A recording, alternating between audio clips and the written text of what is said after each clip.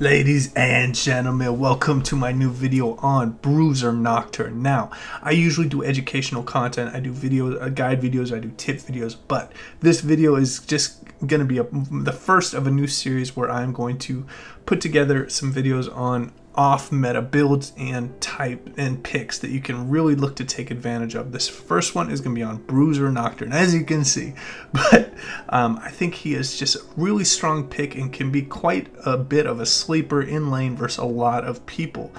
Big shout out to a guy named NDN Takeover in the Discord who showed me it. This was a lot of fun. I had only played Lethality Jungle Nocturne, so lane BRUISER Nocturne was a bit of a mix-up, and it was quite fun. If you guys have any questions about this build, anything in particular, just hit me up in the comments, or you can join the Discord down in the description. There's a great community in there of guys just trying to help each other out climb in League of Legends, and they are quite funny as well, so I heavily encourage you to do that. If you enjoyed the video, please remember to like and subscribe, and let me know what you think about this new format. Just kind of like a fun, like kind of highlights video where I go over some off-meta stuff. So yeah, without further ado, let's jump right into it. Okay, and let's jump into Nocturne's laning phase. Some pros that I have here are his great sustain that he is able to get with hitting minions with his passive. A great trap that you can set up is when you're under tower and someone is looking to tower dive you and there are a lot of minions around, look to proc your passive right as they are jumping in on you, and it will usually give you enough health to get off that fear and to have them take a couple extra tower shots. So that will be a great trick that you can use that is kind of very particular to lane Nocturne, and you aren't going to be using too much as a jungle Nocturne. Next up is his high base damage. It's going to be really strong for his dueling potential because he gets a steroid from his Q, he gets extra AD, he gets a little bit of an extra damage on his auto attack from his passive at a 120%, and then he gets extra attack speed from his W, and if you are taking lethal tempo, you even get more attack speed. So he is going to have great early game dueling and is very rarely outdueled by melee champions if played correctly.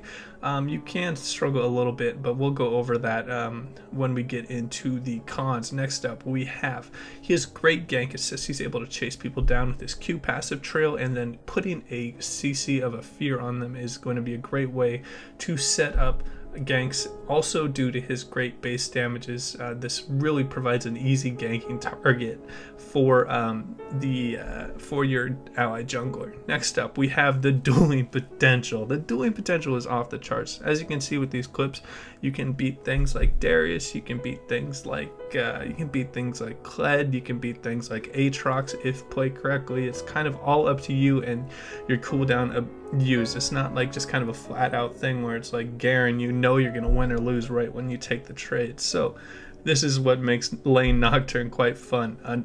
Probably your biggest advantage here with Nocturne is the unknown. People don't understand his damage output in lane, and when you're able to buy early offensive items and don't have to go into like the jungler items, he really has some strong power spikes with like a Tiamat first back, and people really don't understand the amount of damage you can put out. Next up, we have his great roam potential at level 6. He is able to assist junglers, and he is able to really go down to that mid lane and just destroy that mid laner if they just use their mobility spells. So look for as many roams as possible, and that will wrap up the pros. Alright, and let's get into the cons of his laning phase. First up, he's squishy. He has great sustain, he has a spell shield. It's kind of proactive. It's not as forgiving as something like Garen, so you can get bursted out if you are not careful and you use your abilities in a poor manner and you are not using the correct build. So be very careful with Nocturne in the early game before you get your Starix, before you get your defensive boots. Nocturne can be quite squishy in the laning phase. Next up, he has longer cooldowns that are they amplify your ability to duel so much so you should not be looking to duel when you have your cooldowns down, obviously. Next up, he can be poked out. One of my least favorite lanes is going to be Tank Victor. Is just such a struggle because of his ability to kite you out and just do so much damage with that empowered Q auto. So You have to be cognizant of that. Don't give them any free poke when you are able to. There are a few hard counters. As I went in with the Tank Victor, people aren't really going to be expecting it too much though, because you are a lane Nocturne. A lot of times people are going to expect you to be in the jungle role, so you don't have to worry too much about this. But as you put in more games, you're going to start realizing that there's a couple champions that really can give you some troubles. Next up, he relies a little bit more on longer trades due to when you are playing lethal tempo and you're playing more of a bruiser playstyle. You're not that bursty Nocturne that takes electrocute and goes lethality and just does a quick combo and runs out. You kind of have to get more auto attacks off. You kind of trade that off with your tankiness in the late game, but relying on longer trades is a little bit frustrating when your enemy has a lot of mobility. Next up, he's pretty vulnerable to ganks. The only mobility he has is his increased movement speed on his Q, and if you're using that for a trade and someone comes to get you, you are pretty vulnerable to ganks, so you have to be very cognizant of your position in lane. Alright, and let's talk about some of the pros Nocturne has in the mid game. He's a great anti-carry. He's able to split push, and he's able to assist a split pusher with his ult and kind of just really attack those lanes that are extremely long and it's hard for them to run away. Next up, he provides an extreme amount of focus on a single target with his large amount of single target damage, so that is going to be very important when you're in team fights and trying to burst someone out very quickly and get the numbers advantage. Next up, he has a decent team fight at this point. He's going to be a little bit tanky. He's not going to be at his kind of that late game bruiser form that you see a lot of like a Jax, for example, can carry really hard in that late game point, but he is going to be able to do quite a bit in the team fight, so you shouldn't shy away from it too much because you aren't that just trade one-for-one lethality Nocturne.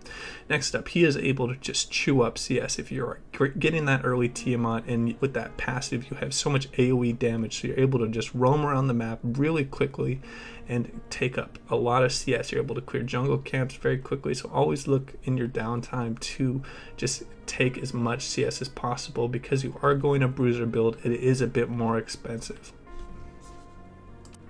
Okay, and let's get into a few of the cons in mid-game. First up, he's still pretty squishy. He doesn't have his a lot of his defensive items yet. He doesn't have his Sterix finished unless you're really ahead of the clock. So you are generally going to be trading one-for-one in team fights if you are behind or you are even. So that is going to be a little bit of a rough patch for Nocturne. Next up, people are grouping up more often, so it's going to kind of limit your pick potential. As I see Nocturne, he's kind of a he excels in a bunch of different places, but he's not like amazing in one when you build him as a bruiser. He's pretty good at picks, he's pretty good at team fighting, and he's pretty good at split pushing. But when people are just grouping up a bunch and no one's really engaging for team fights, this really limits what Nocturne's able to do around the map. And then also he can get focused down very quickly before he gets that Sterix. Obviously, he is when people see that ult come off, they're usually going to be looking to focus you when they see that Nocturne diving into the team fight, because it's going to put you pretty deep into their lines. Alright, and getting into late game, this is where Nocturne, Bruiser Nocturne, is so fun. He has a great amount of tankiness. His dueling is off the charts. His ability to kill squishies is crazy. This is just my favorite time to play Bruiser. This is when it really pays off, because it is quite an expensive build. But once you get the build, it really is a lot of fun to play. You can still be outdueled sometimes by people like a full build Jax, but if you play it correctly, you might have a shot. It depends on the item timings. Next up, very strong consistent damage. Consistent damage is really what regular Nocturne with lethality lacks, and this is where Bruiser Nocturne really can excel. And then again, very few can duel, maybe very particular ones that are auto attack based, like Master Yi, Jax, and just kind of Tryndamere, just kind of those split pushers that really can give you a bit of trouble. Next up, we have his ability to just be kind of what your team needs. He can split, he can team fight, and he can also look for picks with his ult. So always look to see what your team needs and apply what Nocturne can do at that point in the game to best help your team. Alright, and getting into the late game cons. First up, the one that's just obviously going to suck a bit is GA and defensive items. People are going to have higher base stats, and it's going to be a bit rough for Nocturne. Next up, it is very, very punishing in the late game if you are a poor decision maker. If you ult in and you are just going to get focused down before your team can get in, it is just, the game's over because the death timers are so late. So you have to be very cognizant of your decisions. If you are poor at decision making, just wait until they engage to use your ult. Next up, scaling is really needed. Against scaling champions, you really are going to have to outplay them quite well with your fear timings, with your Q and your attack speed steroids to really outduel them in the late game, whereas something like Jax just needs to kind of right click you and E, and that's all he has to do. Next up, the ult is often the key difference in the team fights. It is really your highest impact spell, and you really need to use it at the most opportune moment. The way you get better at this is just by playing more and more Nocturne, and you will get the hold of it. And yeah, that will wrap up my thoughts on BRUISER Nocturne. And yeah, you guys take it easy.